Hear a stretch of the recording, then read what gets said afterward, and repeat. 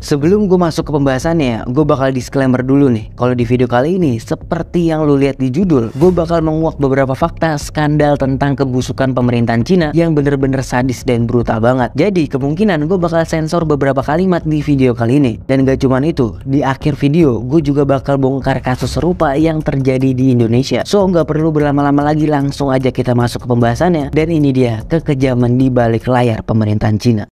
Oh iya, sebelum masuk ke pembahasannya, gue mau nginfoin dulu nih ke kalian. Kalau channel Jamkos sekarang bakal ngadain giveaway setiap bulannya. Syaratnya gampang banget. Kalian tinggal subscribe, terus follow Instagram gue di @garspirit. Dan juga kalian silahkan tulis komentar atau request kalian untuk pembahasan gue di video selanjutnya. Untuk lebih detailnya, kalian bisa cek nih di bagian komunitas channel Jamkos. Pada tahun 1992, ada seorang pria bernama Li Hongzhi mendirikan sebuah praktik spiritual yang bernama Falun Gong, di mana nantinya Falun Gong ini akan menggabungkan antara gerakan fisik, meditasi, dan juga ajaran moral sebagai bagian dari latihan bagi para pengikutnya, yang mana nantinya gerakan dan praktik ini dipercaya akan memberikan keyakinan tentang pencapaian dalam hidup, menenangkan pikiran, serta dapat menyembuhkan dari berbagai penyakit. Alhasil ya, karena banyaknya dari pengikut Falun Gong yang mendapatkan hal-hal yang udah gue sebutkan tadi, akhirnya Falun Gong ini terus berkembang dengan pesat dan Li Hongzhi terus memperluas ajarannya sampai-sampai ya Falun Gong ini mendapatkan lebih dari 1 juta pengikut. Sedangkan di satu sisi, seperti yang sama-sama kita tahu, kalau Cina adalah negara komunis, sehingga kedatangan dan kepopuleran aliran Falun Gong di mata Cina adalah sebuah ancaman yang takutnya dapat menyingkirkan paham komunisme dari masyarakat Cina. Hingga akhirnya ya Cina ini mulai melakukan pembatasan terhadap kegiatan aliran Falun Gong. Dan gak cuma dibatasi, tapi pemerintahan Cina juga melakukan penangkapan secara massal dan memenjarakan para pengikut Falun Gong. Dan dari sinilah kebusukan pemerintahan Cina mulai terungkap. Di mana ya, berdasarkan hasil temuan dari penelitian praktek ilegal di wilayah Asia yang dilakukan oleh Sekretaris Negara Kanada yaitu David Kilgour, terungkap tuh kalau Cina sejak tahun 1999 bukan hanya menahan para pengikut Falun Gong, melainkan ada warga muslim Uighur Cina yang juga mereka tahan. Dan gilanya, yang bakal ngebuat lu geleng-geleng kepala adalah sebagian dari mereka yang diperkirakan mencapai 2 juta orang itu nantinya akan dilakukan pengambilan organ tubuh secara paksa oleh pemerintah Cina.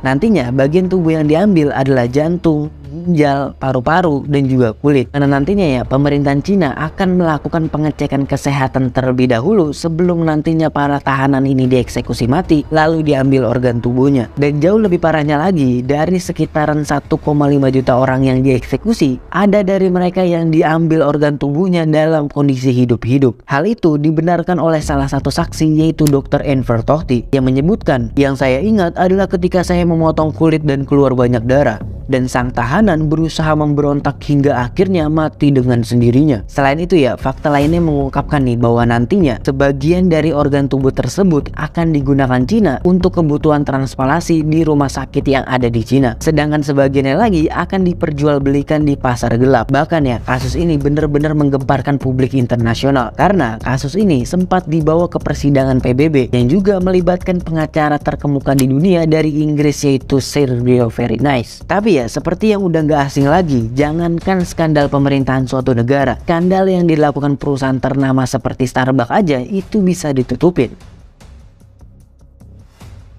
Pada tahun 2015, sebuah majalah berita yaitu majalah Tempo berhasil nih membongkar praktik suap yang dilakukan oleh perusahaan farmasi dan juga rumah sakit. Dimana dari kasus ini mulai terbongkar tuh beberapa fakta, yaitu PT Interbet, sebuah perusahaan farmasi, terbukti melakukan suap sebesar 131 miliar kepada 2.125 dokter yang berada di 151 rumah sakit di sekitaran Jakarta, Jawa Barat, Jawa Timur, dan juga Sulawesi. Dimana nantinya ya para dokter dan juga rumah sakit ini akan mengharuskan para pasien mereka membeli obat-obatan yang diproduksi oleh PT Interbet sebagai obat rujukan yang tentu harganya sangatlah mahal. Dan gak berhenti sampai di situ nih, para dokter dan juga rumah sakit ini akan membuat skenario supaya seolah-olah pasien mereka ini memiliki penyakit yang sangat parah sehingga harus segera dilakukan operasi, padahal kenyataannya tanpa operasi pun pasien mereka sudah bisa sembuh. Dimana nantinya otomatis para pasien ini harus membayarkan uang yang sangat mahal untuk setiap operasinya. Dan bisa dibilang ini adalah sebuah praktek dan tindakan pemerasan kepada masyarakat khususnya kalangan bawah.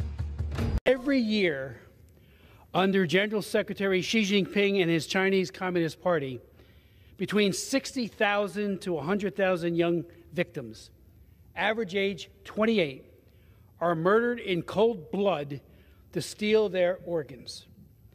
These crimes against humanity are unimaginably cruel.